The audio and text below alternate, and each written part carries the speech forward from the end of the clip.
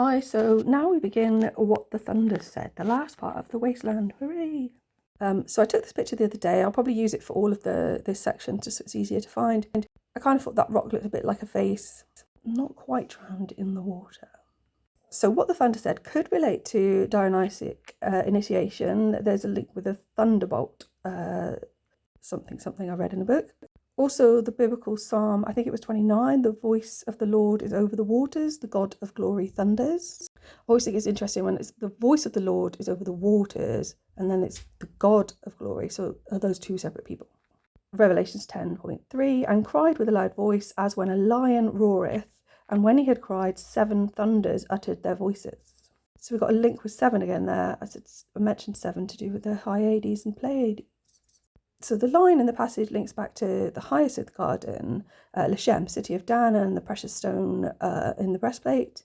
I wondered if Dans le Restaurant was written in French, partly to refer to that Dan, and there's also Rue, which means street in French, which is the lion. So the 7 thunders could relate to the 7 sisters or another constellation or asterism with 7 stars. In Star Lore of the Ages, it mentions Ursa Major as marking the seasons. When the bear awakening growls in the springtime, the answering thunder mutters. The strength of the ice gods being shaken, the reign of summer begins. So this takes us right back to the beginning of the poem with April and spring. The greater and lesser bear were associated with dancing as well, so that is chess, as in dancing around the pole, and the bear also relates to Arthur and or Ursula. Wasn't she the sea witch? So after the torchlight red on sweaty faces. This torchlight could be a reference to the Holy Spirit, which has appeared several times. We've got red there with the rubedo stage. We've also got sweat or sweaty, which is probably or possibly the sedge hieroglyph.